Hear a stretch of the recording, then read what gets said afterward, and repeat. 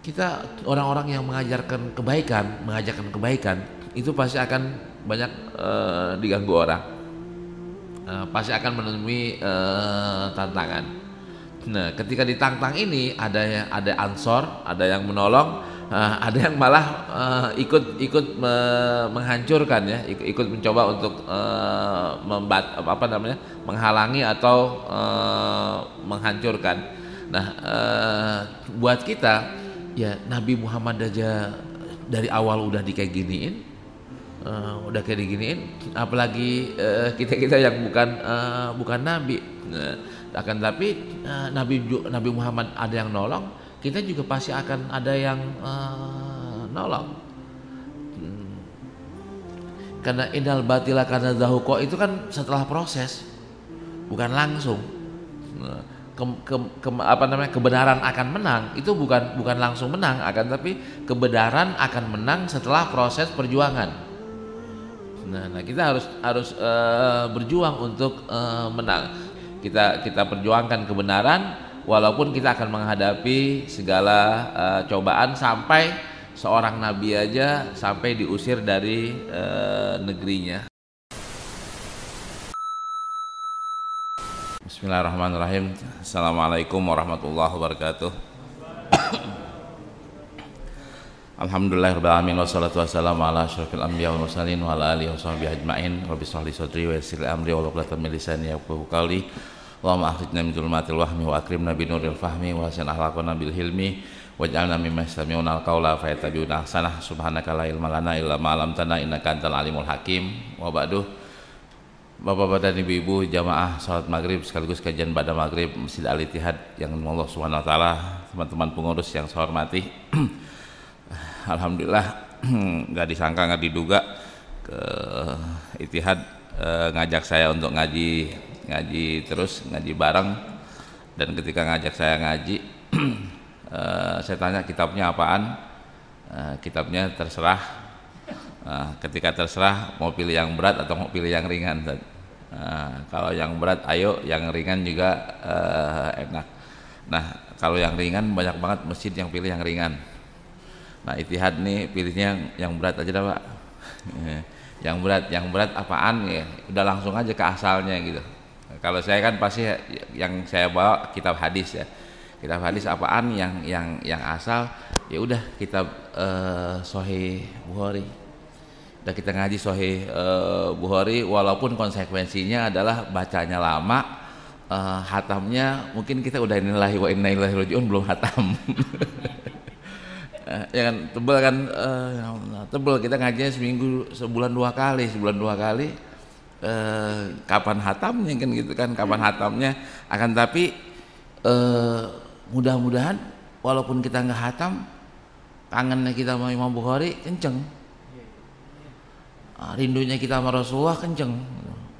Nah berhasil kan ya kita meninggal dalam keadaan rindu sama Rasulullah Sallallahu Alaihi Wasallam, rindu sama ulama-ulama hadis, wabil khusus Imam Bukhari. Dan enaknya lagi kalau kita bacanya Sahih Bukhari, nggak ada yang berani ngelawan. Nah, kan udah Sahih. Siapa yang bilang wah hadisnya palsu, hadisnya apa, hadisnya lemah? Nggak ada yang berani bilang begitu. Jadi kan enak ya kita bacanya, jadi kayak baca Quran, kayak baca Quran kan semuanya Sahih ya, semuanya benar gitu. Ada ya?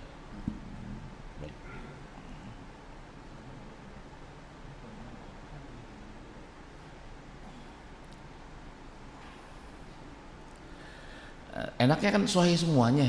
Nah walhasil kita kan berdalil jadi enak. Kepastiannya pasti nggak tanpa ragu lagi gitu. Kalau umpamanya Ustadz kenapa nggak arba'in kan biasanya orang udah hatam ya. Buku kitab hadis yang paling kecil adalah namanya arba'in. Arba'in itu banyak, tapi arba'in yang paling ketop adalah arba'in an-Nawawiyah, karangan Imam Nawawi. Itu biasanya orang ngaji kitab itu dulu gitu. Terus habis itu biasanya pilihannya dua itu. Kalau mau ke fikih maka larinya ke Bulughul Maram, kalau mau ke akhlak larinya ke Riyadhus Shalihin. Nah, apa bedanya? Kalau Riyadhus Shalihin nganterin orang jadi orang baik.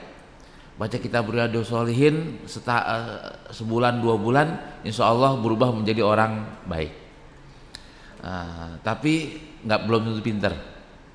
Tapi kalau misalnya kita bacanya Bulughul Maram, insya Allah jadi orang pinter, tapi belum tentu baik. Karena yang konsentrasinya kan di ahkam ya, di hukum. Kalau Riyadhus Shalihin kan konsentrasinya di akhlak, ngajarkan kantor kita jadi orang baik. Kalau Sahih Bukhari gimana? Sahih Bukhari semuanya, terutama ngantarkan kita kepada jadi orang pinter, banyak mengenal. Wabil khusus lagi, nanti kalau misalnya jamaah pada mau bawa kitab, cakep banget kalau beli kitab bahasa Arab, bahasa Indonesia, Ustaz.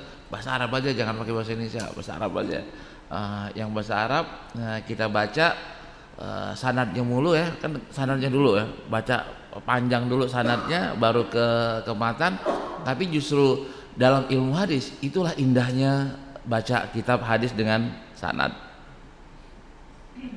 Kalau kita potong kayak Riyadhus Shalihin atau Bulughul Maram atau Arba'in Nawawi, kita potong, kita kenalnya kan cuma sahabat doang. Tapi kalau kita baca Sahih Bukhari, tabi'in kita kenal, tabi'in kita kenal, tabi'in juga kita bisa kenal. Apa Ustaz? Ya susah ngapalnya. Akan tapi kan ada hikmah-hikmah yang bisa diambil dari kajian itu, dari kajian sanad ya, kajian sanad. Dan jujur aja memang jarang orang yang menyentuh ini, Ustaz, menyentuh kajian dengan sanad. Kenapa kayak begitu? Pertama, belum tentu banyak yang mau. Yang kedua, pusing emang ngapalin orang, ngenalin orang, tokoh-tokoh gitu. Akan tapi menurut hemat saya bagus-bagus aja ya. Bagusnya di mana kan kata ulama, ketika kita nyebutin nama seorang ulama, maka akan muncullah hikmah, akan turunlah berkah. Inda zikril ulama tanazzalul barokah, kan begitu ya istilahnya.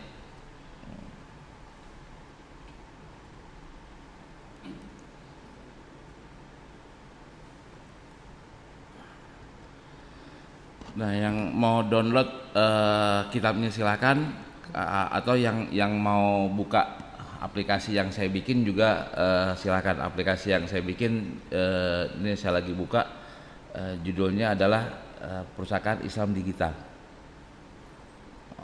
Perpustakaan Islam Digital itu ada lebih dari 5.000 kitab. Sekarang ini mungkin 8.000 kitab. Ya, alhamdulillah kebuka, Ustaz. Nah, di Sahih Bukhari, saya buka dulu sebentar. Bisa disambungin ke inian, Ustaz? Nggak bisa ya? Ke TV nggak bisa ya?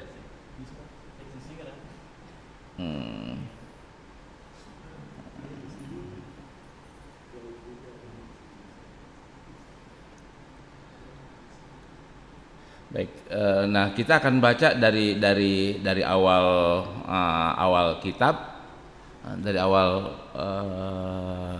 kitab, dan mudah-mudahan urut, walaupun sekali lagi baca kitab yang kayak begini, yang kitab asli ada nggak enaknya, tapi berkahnya banyak. Nggak enaknya apaan, Ustadz? Kadang-kadang terulang. Kan ada mukarrarot ya, ada yang namanya pengulangan nggak bisa dihindari, emang dari sononya. Mungkin mazhab kita adalah kita akan baca kitab Sahih Bukhari secara berurutan, walaupun konsekuensinya waktunya agak sedikit lama. Nah, baik. Nah, Sahih Bukhari sebagaimana kita ketahui semuanya adalah kitab yang paling sahih setelah Al-Quran. Nggak ada kitab yang paling sahih setelah Al-Quran kecuali Sahih Bukhari menurut ittifaq ulama ahli sunnah wal jamaah. Kitab anu enggak. Orang akan mengatakan yang paling sahih adalah kitab Sahih Bukhari. Kitab karangan siapapun juga ya kalah sahihnya dibanding Sahih Bukhari. Mau kitab fikih, mau kitab akidah, mau kitab apapun, yang paling sahih kata kalau Imam Syafi'i kan bilang yang paling sahih adalah Muwatta Imam Malik. Akan tapi beliau mengatakan seperti itu karena waktu zaman beliau hidup Sahih Bukhari belum ada. Ketika belum ada, yang paling sahih ya Muwatta Malik. Tapi ketika Imam Bukhari datang, Imam Bukhari mengkaji Muwatta Malik ya, meriwayatkan dari Imam Malik, beliau mengoreksi dengan versi baru, dengan mengumpulkan riwayat baru, jadilah Sahih Bukhari dengan segala kekurangan dan kelebihannya, banyakkan kelebihannya dibanding kekurangannya. Baik, kita boleh mulai Ustaz ya. Nanti sedikit-sedikit nanti kita baca sirahnya, sirah Imam Bukhari sedikit, nanti sirah ulama yang meriwayatkannya sedikit. Baik, di hadis yang pertama saya baca sanadnya dulu. Bismillahirrahmanirrahim. Bil isnadil mutasili ila Abi Abdillah Muhammad ibn Ismail ibn Ibrahim ibn Mughirah Al-Bukhari rahimahullah wa nafa'ana bi ulumihi fid dharaini amin. Qala bismillahirrahmanirrahim. Badul wahyi. Ini ciri khasnya Imam Bukhari itu kan kitab sahihnya dibagi ada kitab, ada bab. Ada kitab itu biasanya dimulai dengan bismillah, kalau bab tanpa bismillah. Nah, di kitab Badul Wahyi ini ada yang mengatakan ini kitab, ada yang mengatakan ini bab, ada yang mengatakan abwab. Ini khilafnya banyak. Yang kita baca nih, kebetulan yang naskah yang saya buka adalah naskah tahqiqannya Dr. Mustafa Dibul Bugo, guru saya sendiri di Syria, dan saya ngaji ada 4-5 tahun lah Sahih Bukhari sama beliau. Jadi nyambung ya sanadnya. Nah beliau memilih tanpa kitab. Tahqiqan beliau adalah memilih riwayat yang tanpa kitab. Jadi bismillah, Badul Wahyi. Qala Syekh Al-Imam Al-Hafiz Abu Abdillah Muhammad ibn Ismail ibn Ibrahim ibn Mughirah Al-Bukhari rahimahullah taala amin. Babu kaifa kana badul wahyi ila Rasulillah SAW. Baru di situ kemudian bab. Padahal kan biasanya kitab terus bab, atau abwab kemudian bab. Nah di sini yang keduanya langsung bab ya. Bab kaifa kana badul wahyi ila Rasulillah SAW. Wa qulillahi jalla dzikruhu inna auhayna ilaika kama auhayna ila nuhi wan nabiyina min ba'dih. Ini Imam Bukhari awal babnya kok kitab Badul Wahyi, kok nggak kitab iman, nggak kitab rukun Islam atau rukun iman atau kitab yang lainnya. Kenapa kok Badul Wahyi? Yang membedakan kita sama Rasulullah apaan sih? Yang membedakan Abu Bakar sama Rasulullah apaan? Kan wahyu. Abu Bakar nggak dapat wahyu, Rasulullah dapat wahyu. Yang membedakan manusia dengan Nabi apaan? Wahyu. Terus kita percaya sama Quran lewat mana? Lewat wahyu. Dan keislaman kita dapat dari mana? Dari wahyu. Dari wahyu yang turun kepada Nabi Muhammad SAW. Nah walhasil Imam Bukhari pengen bilang nih, ente ini kalau mau ngaji Islam, yang harus ente ketahui dulu adalah soal konsep wahyu. Tanpa ente percaya sama wahyu, ntar dibilang Nabi Muhammad bohong. Iya kan? Dapatnya dari mana? Quran turun ke Nabi Muhammad lewat apaan gitu? Pakai apaan? Kan pakai wahyu. Nah wahyu itu apaan sih? Nah karena itu Imam Bukhari mulai dulu nih. Nah, ayo kita ngaji. Mulai dengan apa itu wahyu dan bagaimana ceritanya kok wahyu sampai turun kepada Rasulullah. Modelnya itu kayak gimana? Apakah kita dapat SMS, dapat WA, dapat email gitu? Nah ini kita akan lihat gimana hadisnya. Dan Imam Bukhari memulainya dengan ayat. Artinya apa yang dipilih? Yang dipilih adalah inna auhayna ilaika kama auhayna ila nuhi wal nabiyina min ba'di. Nabi Muhammad itu dapat wahyu, emang cuma Nabi Muhammad doang? Kan enggak. Udah, nabi sebelumnya udah ada. udah dari Nabi Nuh terus sampai ke bawah sampai Nabi Isa alaihissalatu wassalam. Semua nabi dapat wahyu. Kita ini yang orang biasa baru nggak dapat wahyu. Kita mungkin nggak dapat sesuatu dari Allah Subhanahu Wa Taala, bisa. Namanya agak sedikit rendah, namanya ilham. Ilham ya, kalau kita dapat ilham itu jelas di bawah wahyu, tapi ibaratnya itu bisikan atau pesan dari Allah Subhanahu wa Ta'ala. Nah, kadang-kadang kan ilham ada yang bisa menerjemahkan, ada yang nggak bisa menerjemahkan. Ilhamat dari orang-orang yang soleh, orang-orang yang soleh ngelihat sesuatu, tahu-tahu terbetik kepengen begini. Lihat ini kepengen gini, mentok. Nah, ketika mentok tahu-tahu ada ide dari sini nih. Nah, dari sini dari mana, Pak? Ada ilmunya? Pakai baca? Enggak. Datang dari atas gitu, dari atas. Apaan tuh namanya? Itu namanya ilham. Ilham. Nah, ilham itu dikasih kepada siapa? Ke semua orang, Pak. Semua orang. Cuman ada yang bisa menerjemahkan, ada yang tidak bisa menerjemahkan. Nah, ilhamat yang dari Allah Subhanahu Wa Taala ini buat orang-orang yang soleh diterjemahkan dalam sebuah karya, dalam sebuah ucapan, tapi bukan wahyu. Kalau wahyu kan murni ya dari Allah Subhanahu Wa Taala. Kalau ilham ini adalah ide-ide, sentuhan-sentuhan doang dari Allah Subhanahu Wa Taala. Contohnya kayak gini, contoh simpel. Kemarin saya ikut munas lembaga zakat di Malang.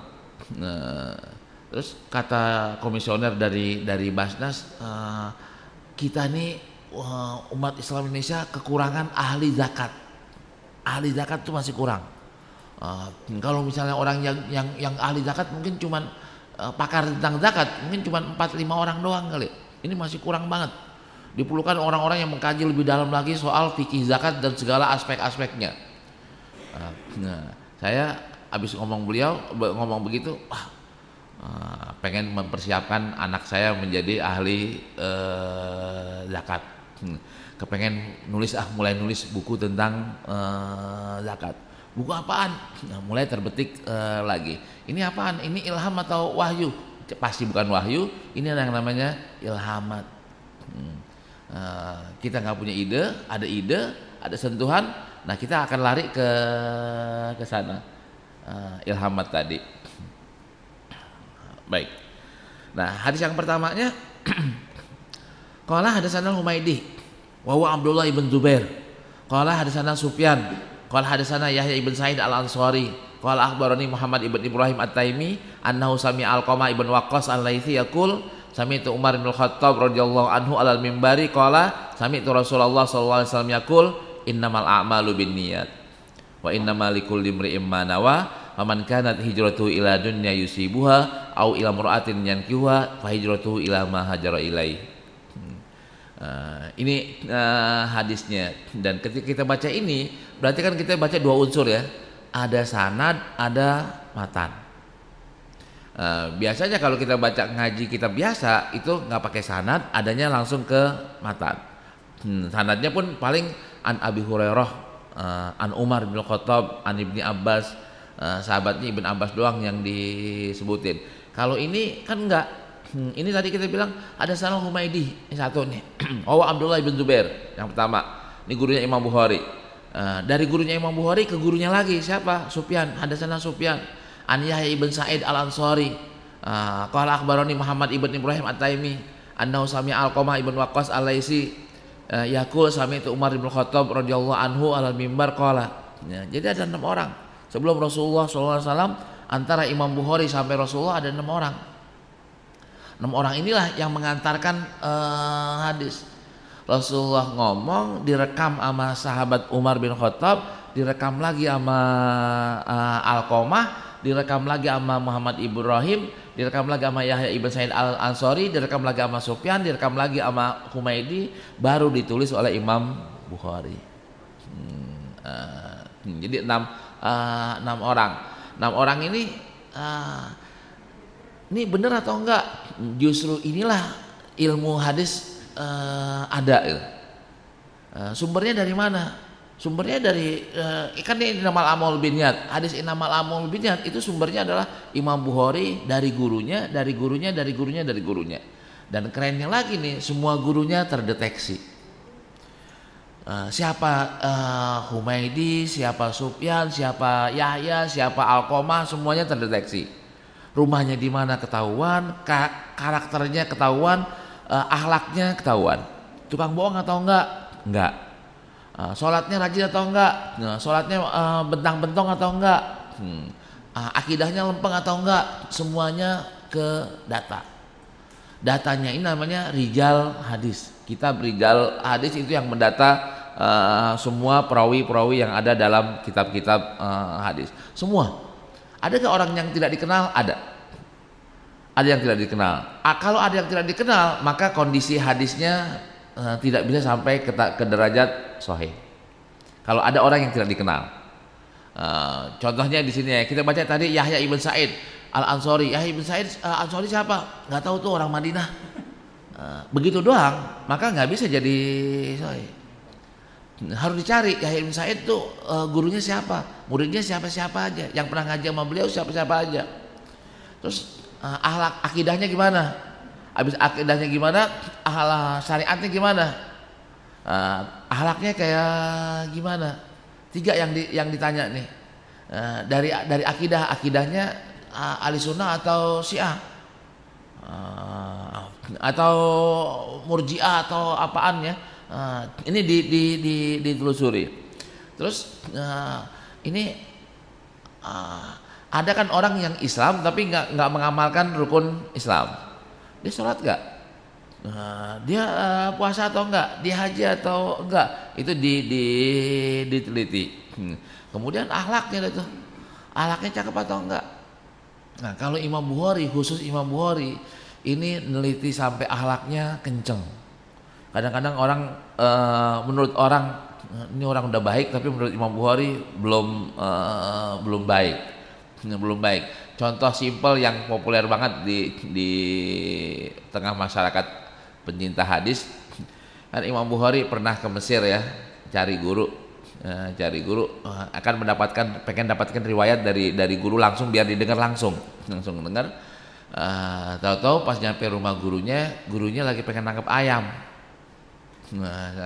Pengen motong ayam. Motong ayam gimana, kalau misalnya antum mau motong ayam gimana Ustaz? Ayam di halaman, antum kasih beras kan ya, lemparin jagung atau beras, udah deket tangkep. Kata Imam Bukhari, nggak lulus nih orang. Kenapa nggak lulus? Bohong sama ayam. Bohong sama ayam, ayamnya kan dibohongin. Kalau mau kasih makan aja, tangkap aja. Nah ini kan nangkep pakai ngasih makanan. Ini bohong. Beliau nggak jadi meriwayatkan dari perawi ini. Itu saking kerasnya ya Imam Bukhari. Ada lagi kayak Syu'bah. Ini jamaah sekalian, kalau kita ke WC nih, kan ada WC jongkok, ada WC duduk, ada WC yang kloset yang gituan tuh ya, yang gituan. Ini kalau pada ke WC, saya nilai. Kayaknya di sini banyak yang kagak lulus kali ini. Kenapa? Karena memilih WC yang pakai gituan tuh, yang pakai urin. Iya, itu kalau milih itu dalam perspektifnya Imam Bukhari nggak lulus. Kalau milih yang diri juga nggak lulus. Kenapa? Kan ada yang jongkok. Kalau jongkok baru lulus. Kok begitu? Kan dasarnya Islam ngajarin kita kencing gimana? Kencing diri atau kencing duduk? Duduk. Kecuali nggak ada tempat ya. Kalau nggak ada pilihan, ada yang cuma diri doang, lain masalahnya. Tapi kalau misalnya ada pilihan dan ternyata kita milih yang nggak sunnah, maka kita dianggap cacat akhlak. Nah, ini kalibernya Sahih Bukhari, Imam Bukhari. Kalau imam yang lainnya nggak apa-apa dah, kan nggak haram ini, kan nggak haram. Nah, kalau Imam Bukhari ini bukan masalah haram, ini akhlaknya udah belum belum KW1, belum lulus. Nah, itu seperti itu. Dan itu ketika kita tadi ada 6 perawi, maka 6-6-nya yang harus lulus.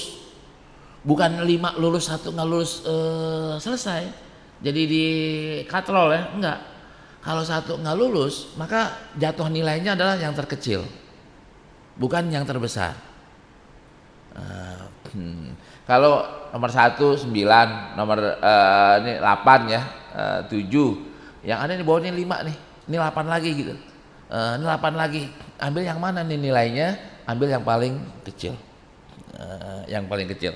Nah, ini susahnya ilmu mencari periwayat hadis. Ini susahnya. Nah, terus kematannya baru kematannya.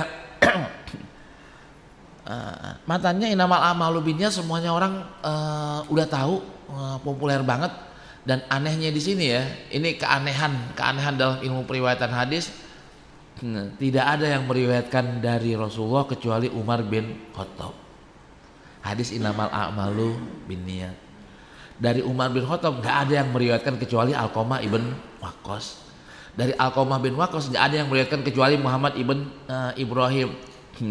Dari Muhammad Ibrahim nggak ada yang meriwayatkan kecuali Yahya ibn Sa'id al-Ansari. Dari Yahya ibn Sa'id al-Ansari baru dah tuh ada ribuan orang yang meriwayatkan. Nah, padahal kan hadis ini kan ini banget nih. Hadis ini anehnya. Rasulullah ngomongnya di mana? Alal mimbar, di mimbar. Tapi nggak ada yang riwayatin gitu, nggak ada yang riwayatin. Umar bin Khattab juga alal mimbar.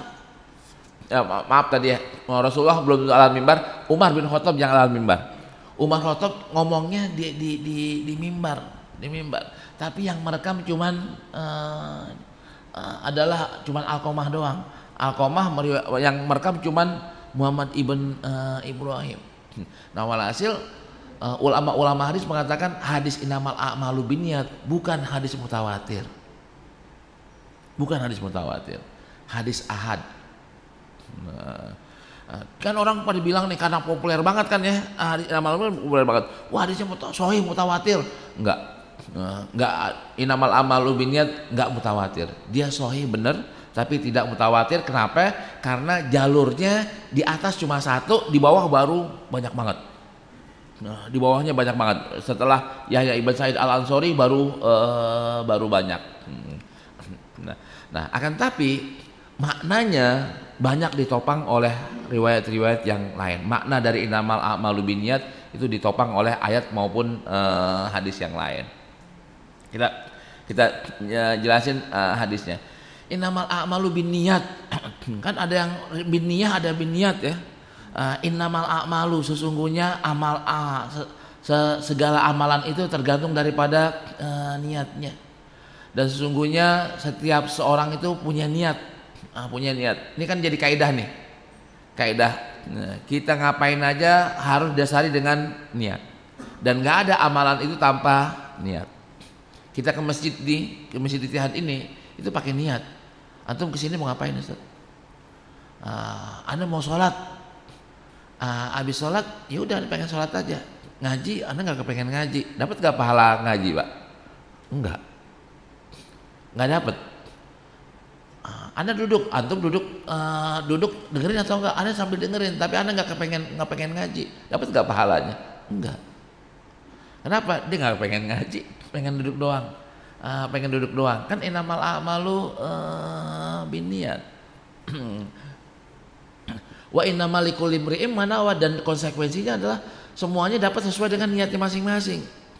Dan di riwayat yang ini kan populer banget. Rasulullah tuh ngasih contoh yang ekstrim, Mbak. Contoh yang ekstrimnya kayak gimana? Paman kanat hijratuhu ila dunya yusibuha aw imra'atin yankiha fa hijratu ila ma hajara ilaih. Hijrah, Pak. Hijrah di zaman Rasulullah bersama Rasulullah. Nah, ini kurang keren apanya gitu kan? kurang keren apanya, kurang susah apanya, kurang mulia apanya, kurang berat apanya Rasulullah. Tapi di zaman Rasulullah tuh hijrah itu bisa enggak karena Allah, imma karena dunia atau karena perempuan. Nah kan kita bisa bayangin ya, hijrah yang begitu berat aja bisa karena bukan karena Allah, apalagi cuma ngajar doang ijtihad gitu, apalagi cuma ngaji doang ijtihad, apalagi cuma jadi imam masjid ijtihad doang gitu kan. Kan bisa niatnya nggak lillah kan Ustaz. Nah ini kan bahaya banget kan gitu. Bahayanya apaan kalau kita niatnya nggak lillah, ya habis dah tuh, kita nggak dapat apa-apaan. Nah sebaliknya kalau kita niatin lillah, enak itu, kita banyak dapatnya. Walaupun nanti kita akan kita lihat sendiri, walaupun kita nggak sampai selesai, tetap dapat pahalanya. Walaupun sampai kita nggak sampai mengerjakannya, kalau udah pasang niat kita bisa mendapatkan pahalanya. Walaupun kita sampai kita tidak mengerjakannya, kita bisa mendapatkan pahalanya. Ini hebatnya niat. Nah karena itu Imam Bukhari sampai bilang begini, kalau antum mau ngapain aja pasang dulu niatnya. Kalau dalam buku ya, antum mau nulis buku apa aja, tolong cantumkan dulu innamal a'malu binniyat. Kenapa kayak begitu? Untuk meluruskan niat kita. Nah, dan kita nih kadang-kadang perlu namanya tajdidun niyah, memperbaharui niat. Kenapa kayak begitu? Kadang-kadang kita kan niatnya pertama lempeng, terus di tengah jalan belok kanan atau belok kiri, perlu dilurusin lagi tuh. Nah, ayo kita lurusin niat kita ngaji semata-mata karena Allah. Nah, kita pasang niat kayak begitu, ya mudah-mudahan lempeng. Yang salah-salah kita bisa koreksi ya, ya Allah kemarin ngaji niatnya cuman asal duduk aja di nungguin isya, nggak pengen ngaji, cuma nungguin isya daripada pulang ke rumah, atau karena hujan. Nah ya Allah maafin ya tadi niat yang salah itu, ya Allah lurusin niat saya, terima ya kemarin yang kurang benar jadi benar, antal ghafurur rahim. Kita perbaiki kayak gitu. Dan enaknya kan Allah kan ghafurur rahim, Allah kan enak untuk diminta ya. Nah, kita minta jadi. Nah ini Imam Bukhari, hadis yang pertamanya begini, dan riwayat itu pasti banyak ya. Paman kana, di riwayat yang lainnya paman kana hijratuhu ilallahi wa rasulih fa hijratuhu ilallahi wa rasulih. Nah, cuman yang di riwayat yang pertama ini adalah pendek. Nah, dan di sini muhakiknya bilang ini diulang di 1 2 3 4 5 6 kali hadis ini diriwayatkan oleh Imam Bukhari dengan lafaz yang berbeda dan jalan yang berbeda, kecuali sampai Yahya ibn Sa'id al-Ansari. Yahya ibn Sa'id al-Ansari ke atasnya sama, tapi ke bawahnya Yahya itu kan yang di sini ada Sufyan, nanti ada Malik, nanti ada yang imam-imam yang lainnya. Nah ini kan tadi menunjukkan bahwa hadis ini ahad.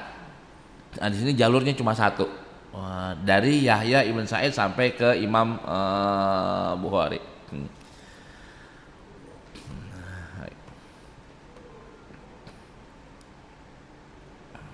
Nah, hadis yang kedua, qala hadatsana Abdullah bin Yusuf qala akhbarana Malik an Hisham ibn Urwah an abihi an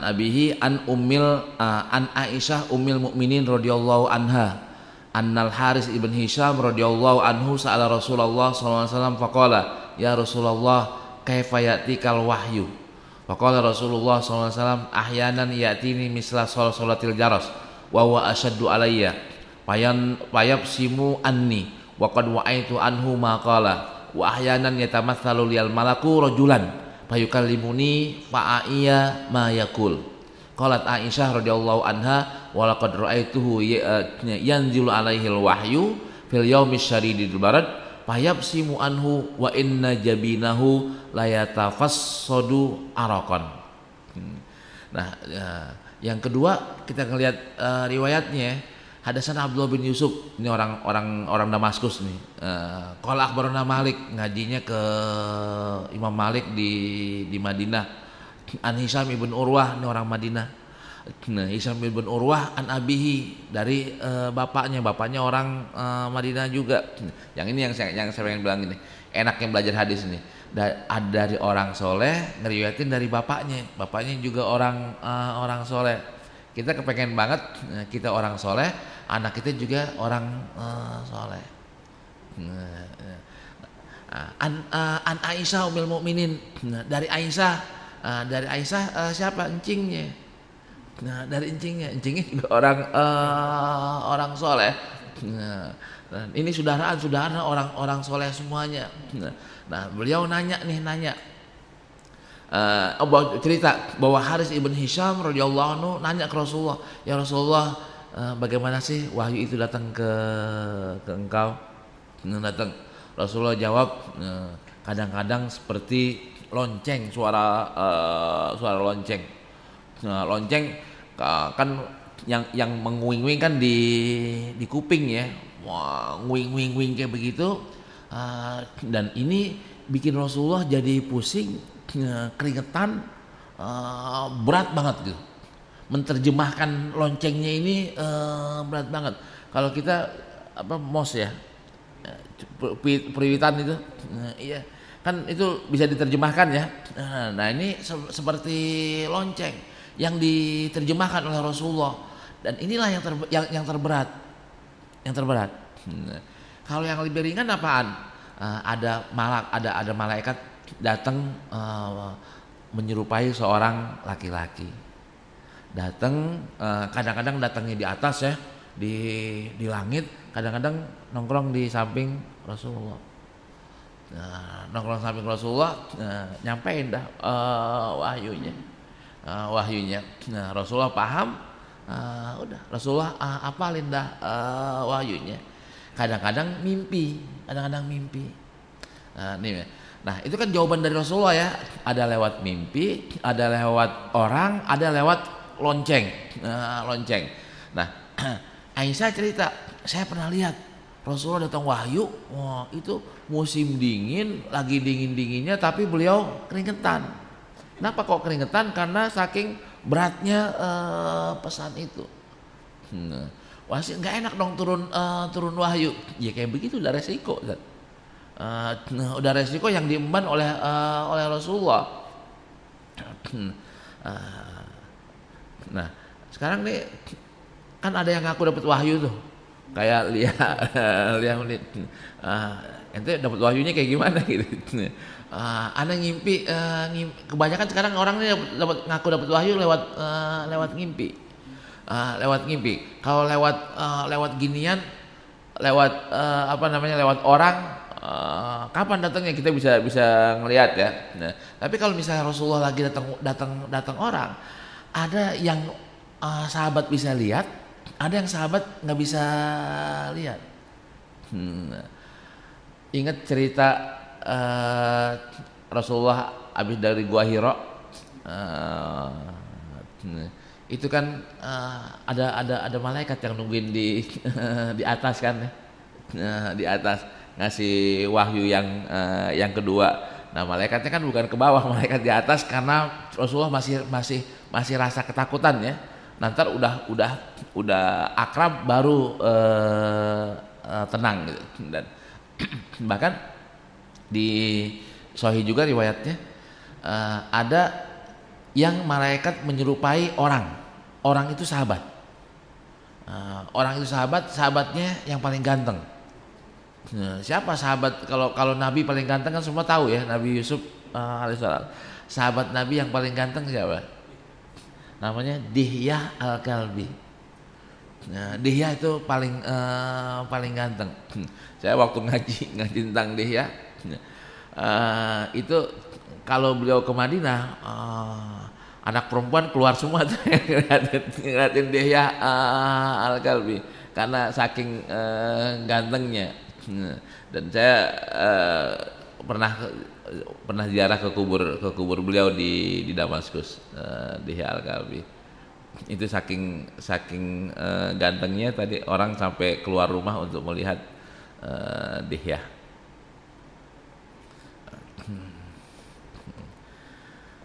Baik, ini hadis yang kedua soal bagaimana wahyu itu turun ke Rasulullah SAW. Nah, hadis yang ketiga agak panjang. Qala hadatsana Yahya bin Bukair qala hadatsana Lais an Uqail bin an Syihabin an Urwah ibn Zubair an Aisyah an Aisyah ummul mukminin annaha qalat awwalu ma budi bihi Rasulullah sallallahu minal wahyi ar-ru'ya shalihah fil naum wa kana la yara ru'yan illa ja'at misla faliq subh summa hubbiba ilaihil khala wa kana yakhlu bi ghari hira'in fa yatakhannasu fihi wa huwa ta'abbud al-layali zawatil adadi qabla ayanzi'a ila akhlihi maaf saya gedein dikit wa yatazawwadu lidzalika summa yarju ila Khadijah fayatazawwadu limisliha hatta ja'ul haqq wa huwa fi ghari hira wa ja'ahul malaku wa qala iqra qala ma ana biqari'in qala fa akhadhani faghattani hatta balagha minni al-juhd summa arsalani faqala iqra qultu ma ana biqari'in fa akhadhani faghattani tsaniyah hatta balagha minni al-jahd summa arsalani summa qala iqra faqultu ma ana biqari'in fa akhadhani faghattani tsalisah summa arsalani faqala iqra bismi rabbikal ladzi khalaqal insana min 'alaq iqra wa rabbukal akram faraja'a biha Rasulullah sallallahu alaihi wasallam yarjufu fuaduhu pada khala ala Khadijah binti Khuwailid radhiyallahu anha wa qala zammiluni fazammaluhu hatta dhahaba anhu rau'u wa qala li Khadijah wa akhbaraha al-khabar laqad khashitu ala nafsi wa qalat Khadijah kalla wallahi ma yuhzikallahu abada innaka latasilur rahim wa tahmilul kalli wa taksibul ma'dum wa takrid dhaif wa tu'inu ala nawaibil haq fantalaqa bihi Khadijah hatta atat bihi Waraqah ibn Naufal ibn Asad ibn Abdul Uzza ibn ammi Khadijah wa kana ra'an tanassara fil jahiliyah wa kana yaktubul kitabal ibraniyah wa yaktubu minal injil bil ibraniyah ma sya Allah ay yaktuba wa kana syaikhan kabiran qad amiya wa qalat lahu Khadijah ya ibna ammi isma' min ibni akhika wa qala lahu Waraqah ya ibna akhi madza tara fa akhbarahu Rasulullah sallallahu alaihi wasallam khabara ma ra'a wa qala lahu Waraqah hadza an-namus alladzi nazzalallahu ala Musa ya laitani fiha jaza'un laitani akunu hayyan iz yukhrijuka qaumuka wa qala Rasulullah sallallahu alaihi wasallam awa mukhrijiyya hum qala na'am lam ya'ti rajulun qattun bimisli ma ji'ta bihi illa udiya wa in yudrikuni yaumuka ansurka nasran mu'arrahan mu'azzaran summa lam yanshabu Waraqah antufiya wa fataral wahyu. Ya, ini agak panjang ceritanya dan ceritanya udah cukup populer. Yang ingin saya tegaskan di sini adalah ini yang riwayatin kok Aisyah lagi ya. Tadi Aisyah, sekarang Aisyah. Nah, permasalahan pribadi Rasulullah yang banyak di dalam itu yang banyak tahu siapa ya? Aisyah. Istri Rasulullah bukan ada Aisyah, ada Ummu Salamah, ada yang lainnya. Nah, ini istri Rasulullah yang 9 itu setelah Khadijah ya. Itu yang panjang umurnya diantaranya adalah Aisyah. Yang punya majlis taklim adalah Aisyah. Nah, sedangkan istri yang lain itu nggak punya majlis taklim, nggak punya tempat untuk menceritakan riwayatnya. Kebanyakan mereka hanya ditanya jawab. Kalau Aisyah emang punya majlis taklim, dan perawi yang paling banyak meriwayatkan adalah ponakannya sendiri, Urwah. Ponakannya sendiri. Nah kalau ponakannya kan jalurnya kan nggak pakai assalamualaikum kan. Tinggal buka pintu doang kan, ponakan kan jadi mahramnya. Ini kelebihannya riwayat Aisyah. Aisyah meninggal tahun 58 Hijriah. Rasulullah kan tahun 11 ya. Tahun 11 berarti kan 47 47 tahun. Kan cukup banyak riwayat waktu untuk meriwayatkan apa yang beliau kenal beliau tahu dari Rasulullah sallallahu alaihi wasallam. Ini kenapa kok riwayatnya di sini. Dan kedua, Aisyah kan saksi mata kan melihat sendiri Rasulullah gimana ininya.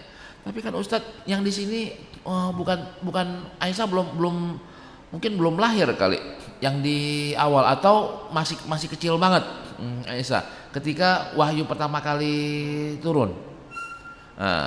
Nah, Aisyah dengarnya dari siapa? Kan Aisyah boleh dengar dari orang lain. Karena fatroh ketika beliau menceritakannya itu kan fatrohnya panjang. Bukan beliau ro'a itu. Kalau yang tadi kan ceritanya kan ro'a itu. Saya ngelihat sendiri Rasulullah keringetan padahal lagi musim dingin. Kalau yang pertama kali wahyu turun, Aisyah nggak lihat. Karena Aisyah memang tidak menyaksikan ya Rasulullah menerima wahyu yang pertama. Nah, nih di wahyu yang pertama nih kalau misalnya kita lihat kayak gini, Rasulullah mulai menyendiri di Gor Hira dan saya kalau ceritanya kan semuanya udah tahu nih, udah populer banget. Yang saya perhatikan kan Rasulullah ke Gor Hira umurnya 40 tahun.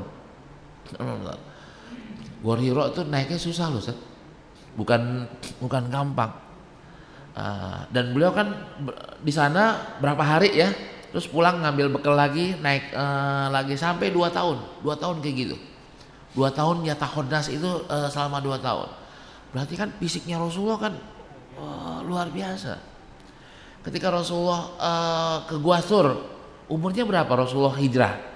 40 tambah 13, 53 masih bisa naik Gua Sur. Gua Sur kan naiknya susah. Ya. Berarti kan fisiknya Rasulullah kuat. Rasulullah tahun ke-10 ya, tahun 10 ke hijrah, selain ke Mekah cuma 450 km naik onta, beliau juga ke Tabuk 900 km sampai 1000 km naik onta. Umurnya berapa? Umurnya 62 tahun. Ini Ustadz Aris 57 tahun udah kakinya udah ini, kaki saya udah asam urat ini. Rasulullah ternyata sehat walafiat. Baik, kita terusin sedikit 5 menit. Nih, yang menarik adalah komentarnya Warokoh ketika Khadijah cerita dan Rasulullah nambahin. Apa kata Warokoh ibn Nawfal? Hadza namus alladzi nazzalallahu ala Musa. Ini mah malaikat yang turun kepada Nabi Musa. Sama kisahnya Nabi Musa. Nah, terus ya laitani fiha jazaun. Kalau saya masih muda, saya akan dan saya masih hidup, saya akan tolong ente ya wahai Muhammad sampai akhir hayat saya. Dari apaan? Dari gangguan orang-orang yang akan mengganggu kamu. Rasulullah sampai negesin lagi, awa mukhrijiyahum. Emang saya mau diusir? Emang saya mau digangguin? Nah, kata Warokoh, pasti, ente bakal diganggu. Lam ya'ti rajulun qattun bimisli ma ji'ta illa udiya. Enggak ada orang yang kayak seperti antum, seorang nabi kecuali akan diganggu, akan dimusuhi. Nah, kita buat kita hikmahnya apaan? Kita orang-orang yang mengajarkan kebaikan itu pasti akan banyak diganggu orang, pasti akan menemui tantangan. Nah, ketika ditantang ini ada ansor, ada yang menolong, ada yang malah ikut menghancurkan ya, ikut mencoba untuk menghalangi atau menghancurkan. Nah, buat kita ya Nabi Muhammad aja dari awal udah kayak giniin, apalagi kita yang bukan nabi.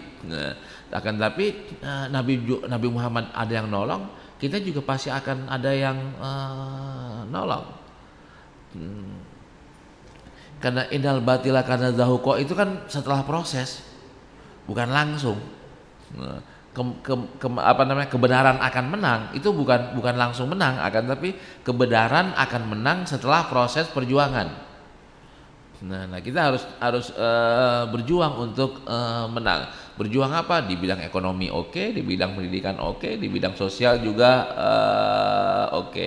Kita perjuangkan kebenaran walaupun kita akan menghadapi segala cobaan, sampai seorang nabi aja sampai diusir dari negerinya.